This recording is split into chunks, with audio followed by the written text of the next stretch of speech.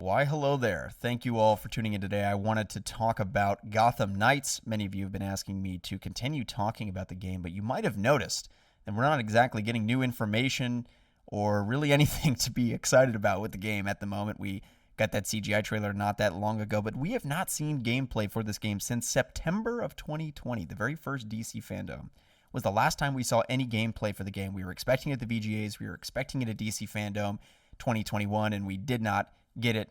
And that's why I'm concerned about Gotham Knights. And I want to outline why I'm concerned about the game and also why my concerns may be unfounded. So I'll sort of propose my hypothesis and then maybe propose some countervailing viewpoints as to why I might be wrong. So let me first just say, yes, laying out the facts here.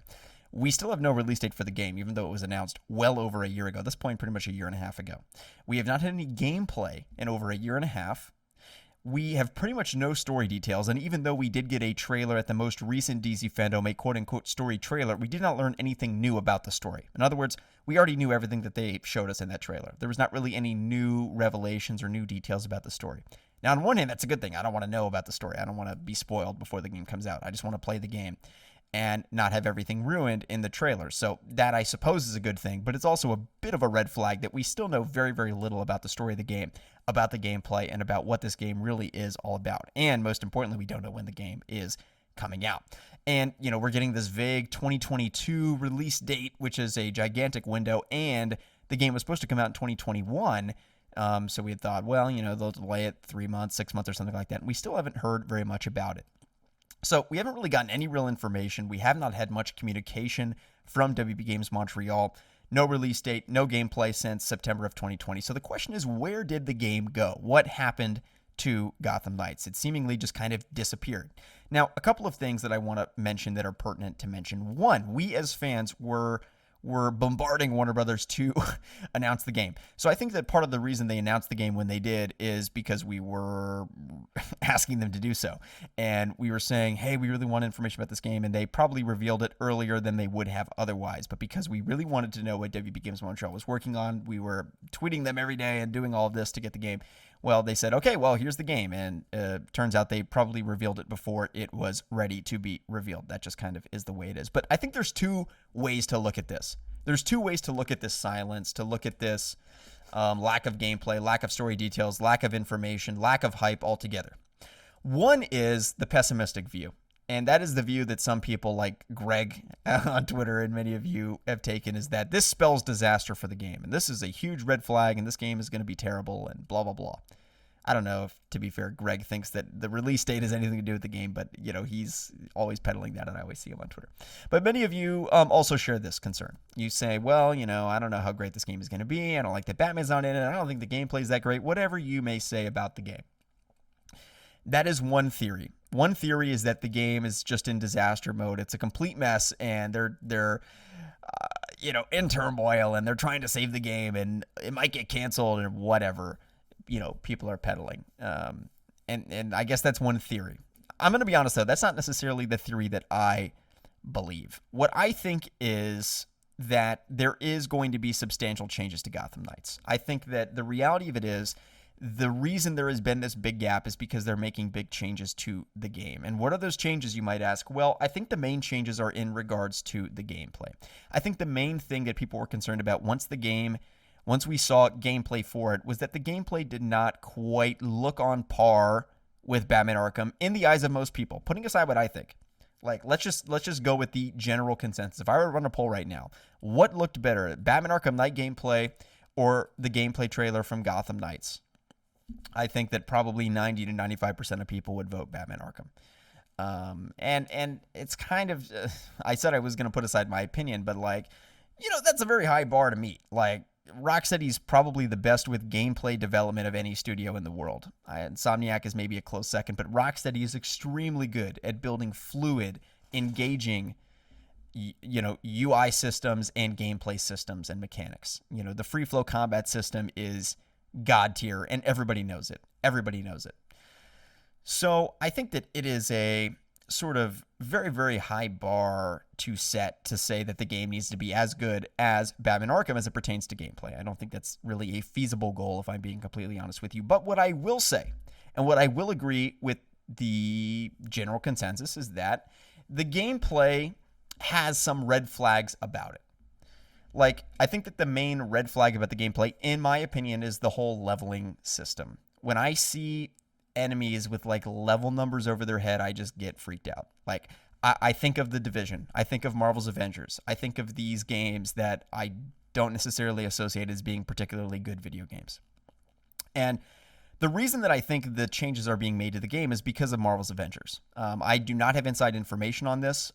Obviously, I have heard about some of the big, overhauls that have been happening with the game, but those are to be expected because game making is a fluid and ever-changing process, and making a video game, it turns out, is really fucking difficult.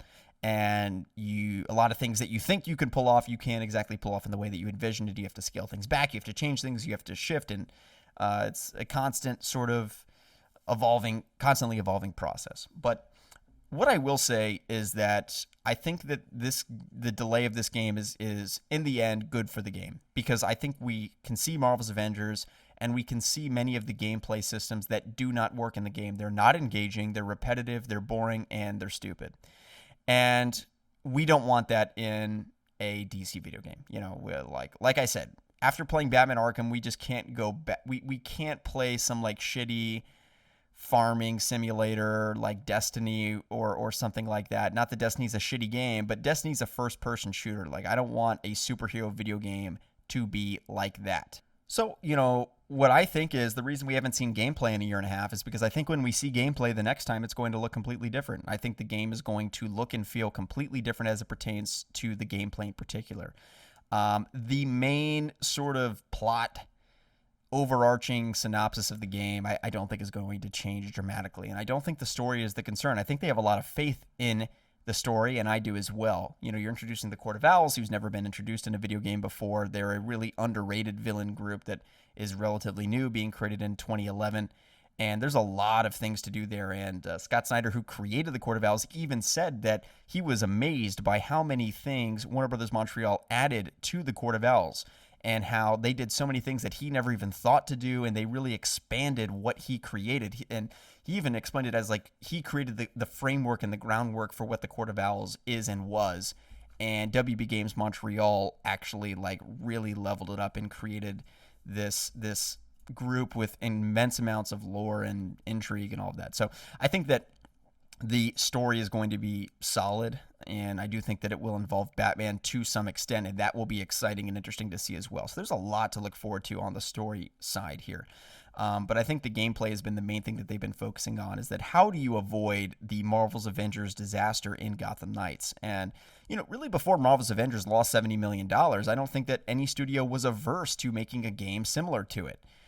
In fact, with, MMORPG, with RPG open world games with these level up systems, like The Division, like Destiny, there's so much opportunity for DLC, and people put in hundreds and hundreds, if not thousands of hours farming for loot and farming for different things, that I think it's a natural progression to go in that direction, because there's more money on the back end than doing a straight up single player story game. But the problem is, the market spoke loud and clear on Marvel's Avengers. Like, when you're including Captain America, Iron Man, Hulk in a video game for, like, honestly, the first time they've ever been included in the last 10 years in a good way, and it flops, you have a problem.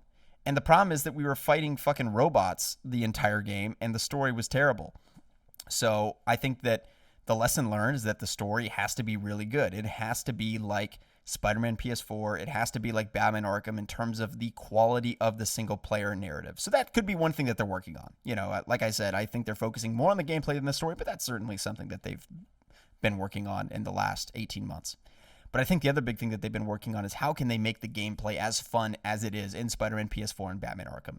There is a big distinction between gameplay in Marvel's Avengers and gameplay in Spider-Man PS4 and Batman Arkham. So by no means am I being a Batman Arkham fanboy or simp. I'm including Spider-Man PS4 in this. Like, there are superhero video games that have great gameplay, like the two that I just mentioned, and there are superhero video games that have bad gameplay, like Marvel's Avengers. And which game is Gotham Knights going to be? And I think, this is what I think. In the pre-alpha gameplay that we saw in September of 2020, or August of 2020, I can't remember what it was, I would put it, I would say it's somewhere in between those two. I don't think that it like has legendary, amazing gameplay. Based upon what we saw in the 7 minutes, which is not very much, but based upon what we saw, it looked kind of middle of the road. It looked better than a Marvel's Avengers, but not quite as good as Batman Arkham or Spider-Man PS4. I think a big goal for them in the last 18 months is to get to the point where the gameplay is as good as those aforementioned titles, Batman Arkham and Spider-Man PS4 namely, which I would identify as kind of the gold standard of gameplay in superhero video games in the modern era. So that's really what I think has been happening. I don't really view it in the same way that many other people do, as that, oh my God, this is just spelling disaster and the game is going to suck and blah, blah, blah. I don't really buy into that, if I'm being totally honest with you. I'm really excited for the game, and I think it's going to be great. And they've been working on it for many, many years. They've had a lot of time to work on this game, and they've had even more time, with this delay to fine-tune it and make it better. What I also know is that video games take a lot longer to make these days than they ever have before. And the development cycle for Gotham Knights is not out of the ordinary at all. You have to consider that they have not been working on this game straight since Arkham Origins. They've had many cancellations between now and then. So realistically, they've been working on this game straight for several years in a row now, which is great. But, that's how long these games are taking. You look at a game like Cyberpunk 2077, almost a decade with one studio working on it solely. And it still came out and was a wreck. Video games are just harder to make now than ever before. The graphics are better, the machines running the games are better, and therefore devs have to sort of scale up to meet those demands. And I think that they've really been working intentionally in the last 18 months to make sure the game meets our expectations. And our expectations are very high, and they've been working diligently, I think, to meet those expectations. But I don't have the same sort of negative perception of the game that some in the community do. And I would say overall the perception is positive. I'm not saying that everyone's down on the game and says Gotham Knights is going to suck or whatever. But yeah, I've seen this. I'm not an idiot. I read almost all of my comments, and I read what you guys are saying about the game. And it's not quite as positive as it was, for instance, when I was promoting Batman Arkham Knight in 2015. It's just a very different audience response. And what I will say is that I think that they're going to have some surprises up their sleeve, some tricks up their sleeve. We haven't even thought about the cameos that we want to see in the game, that might be in the game, villains that we don't know about yet, heroes that we're going to see from across the Bat family that we haven't even thought about yet. I think they're going to have a lot of surprises up their sleeve as far as the story goes. And on the gameplay side, like I said, they've had 18 months since the last time we saw them to innovate, improve, and revise the gameplay from that pre-alpha footage. So I think that the next time we see this game, I really hope that as a community, we're going to be impressed. We're going to be impressed with the changes that they've made to the gameplay over those 18 months. We're going to be excited by some of the changes made to the story, and they'll hopefully have found a way to avoid really any connection between Marvel's Avengers in any way. Anything where there is any overlap at all with Marvel's Avengers should be eradicated. And that should be a goal for WB Games Montreal leading up to release, because if this game is just reskinned, because think about this, which characters are more popular? I'm gonna list off the characters in both games: Captain America, Iron Man, Thor, and I guess we'll say Miss Marvel, who's not particularly popular, but the other three are.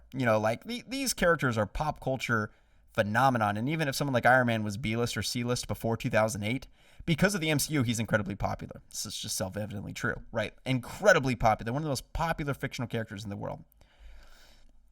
So you're competing with those characters, and this game has Batman sidekicks in it.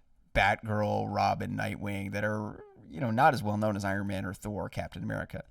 So if it's just a reskin of Marvel's Avengers, just with less popular characters, how do you think that game is going to sell? It has to be better than Marvel's Avengers in every way. The story has to be better. The gameplay has to be better. The looting system has to be better. The gear system has to be better. The graphics have to be better. It has to blow it out of the water in every single way just to have a chance, in my opinion. And that's the one place where I will agree with fans and sort of acknowledging, I guess, some of the negativity is that it really does have to deliver. The game has to be good. And I think that's why they delayed it. Right? I don't think the game was good 18 months ago. And that's okay. It's okay that the game was delayed. It's not that big of a deal. It doesn't spell disaster. Guess what? Almost every freaking game gets delayed these days. Almost every single one.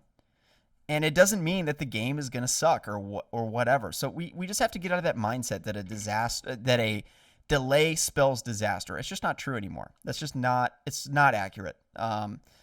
10 years ago, maybe, because delays weren't as common. Now, like I said, pretty much every game gets delayed. It just is what it is. So, I'm really excited for this game, guys. I cannot wait for 2022. And between Suicide Squad game, between Gotham Knights, we have a lot in store for us and for the channel in the next year. So buckle up, stay tuned, subscribe to this channel, ring the notification bell. And I wanted to say as well, thank you all so much for over 100,000 subscribers. I made a community post sort of reminiscing my journey of the last several years, and I've made so many lifelong connections and friends with you all, and I've really, really enjoyed, more than anything else with this channel, the ability to connect with you, and which is now more than over 100,000 people, which is crazy.